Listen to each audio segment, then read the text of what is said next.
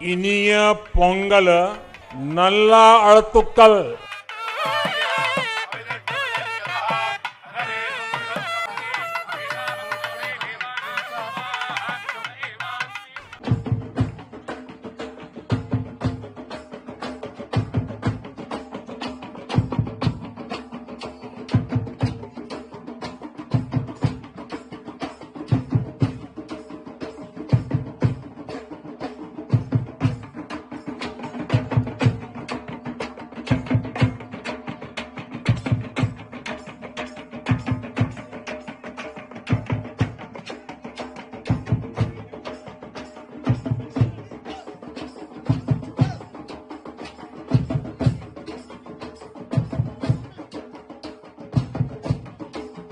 पोंगल तमिल भारतीयों का एक ऐसा त्योहार है जो 14 से 15 जनवरी को मनाया जाता है। जैसे कि हमारे यहाँ मकर संक्रांति मनाई जाती है, उसी तरीके से तमिल लोग जो है इसे पोंगल के रूप में मनाते हैं। देखिए, पोंगल जो मनाया जाता है ये फसल के कटाई के उपलक्ष्य में मनाया जाता है, ताकि हमारे यहाँ की भाई वो मनाते हैं कि हमारे यहाँ की फसल अच्छी हो, वर्षा अच्छी हो, धूप अच्छी हो। इस तरीके से वो इस खुशी में मनाते हैं ताकि हमारे यहाँ की फसल अच्छी हो।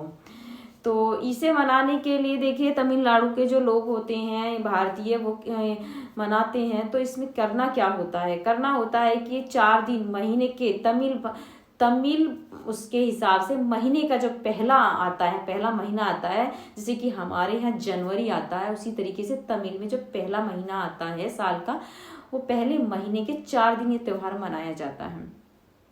4 दिन मनाया जाता है। तो पहले दिन जो मनाया जाता है वो मनाया जाता है इंद्रदेव को प्रसन्न करने के लिए। इंद्रदेव को प्रसन्न करने के लिए जो मनाया जाता है वो क्योंकि इंद्रदेव को भोग प्रसाद जो बनाया जाता है, क्योंकि इंद्रदेव जो है भोग विलास के देवता हैं, तो उन्हें भोग विलास का प्रसाद दिया जाता है। और देखिए, दूसरे दिन जो मनाया जाता है वो सूर्य देव को प्रसन्न करने के लिए मनाया जाता है। उस दिन करते हैं ये चावल और खिचड़ी और गुड़। और देखिए, हांडी जो होती है ना, हांडी जो मिट्टी की बनी हुई होती है, उसी में मनाते हैं ये इसे। तो सूर्य देव को इसे शाम को देते हैं भोग में। और गन्ने का जो होता है, हमारे यहाँ गन्ना जो होता है, इसी तरीके से तमिल में भी गन्ने को ये तो रही पोंगल जो तमिलनाडु में मनाया जा रहा है। देखिए, 14 से 15 तारीख को ये मनाया जाता है। देखिए, अब रही इसमें, देखिए इस साधना को करने से क्या हमारा मोक्ष संभव है, क्या हमें सुख शांति मिल सकती है। जो इंद्र जिसके लिए ये मनाते हैं कि इंद्र को भोग विलास का देवता, ये भी मानते हैं कि वो भोग विलास का देवता है, जिन्होंने अहिल्या जैसी पवित्र और सुंदर स्त्री का इन्होंने ईमान भ्रष्ट कर दिया था। और इन पर ये देवता भी जब हमारे जैसे पृथ्वी पर सुंदर लेडीज को देखकर इनकी राल टपक जाती है, तो ये किस चीज के देवता हुए? ये देवता नहीं, ये तो राक्षस यानी कि दानव से भी बेकार है। इन्होंने तो देवता होने पर भी शर्मिंदा कर दिया है हमें। तो देखिए, इनका भक्ति करने से भी कुछ फायदा नहीं है, करेंगे तो भी और ना करेंगे तो भी। तो हमें तो ऐसी भक्ति करनी चाहिए जिससे हमारा मोक्ष हो जाए और हमें परमात्मा भी मिल जाए। तो इस टाइम पर, इस समय पर संत रामपाल जी महाराज जी एकमात्र ऐसे संत हैं जो शास्त्रों के आधार से भक्ति दे रहे हैं और हमारा मोक्ष भी करा रहे हैं। तो अभी आपने देखे सारी चीजें देखी, अब आप देखिए इस वीडियो को संत रामपाल जी महाराज जी जो बता रहे हैं, देखिए। पुण्यात्मा, ये तत्व ज्ञान है। इससे आपको एक तो ये पता चलेगा कि हम क्या कर रहे हैं, क्या हमने करना चाहिए। क्योंकि हम बहुत दिनों से, बहुत समय से यही करते आ रहे थे, जो एक दूसरे से देखा देखी वही कथाएं सुना करते थे। अब जैसे प्रसंग चल रहा था कि श्री कृष्ण जी ने जो भी काम किए, जैसे शिशुपाल को मारा, कंस को मारा, अब ये तो पूर्व निर्धारित थे। इन्होंने जो करना था ऊपर से पहले लिखकर भेज दिया जाता है कि ये ऐसा ही करेंगे, उससे कम बत्ती नहीं कर सकते। अब कंस की मृत्यु का देवकी और वासुदेव के विवाह के समय ही ज्ञान हो गया था।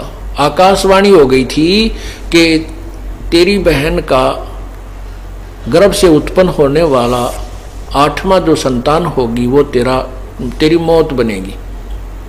अभी तो पहले निर्धारित था, वही हुआ।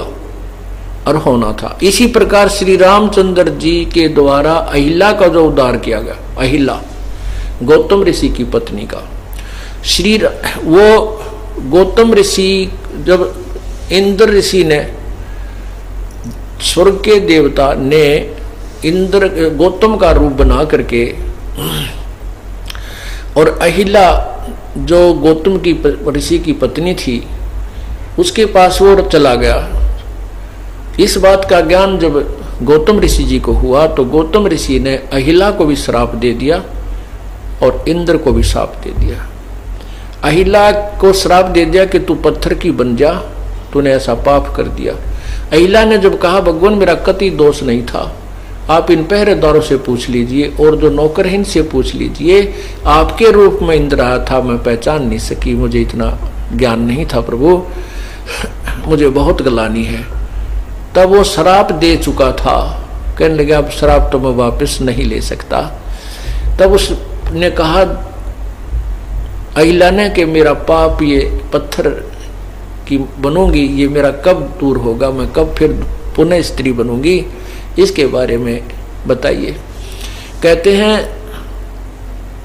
तब उसने, गौतम ऋषि ने कहा था कि त्रेता युग में भगवान विष्णु श्री राम रूप धार के आएगा, वो जंगल में घूम रहा होगा,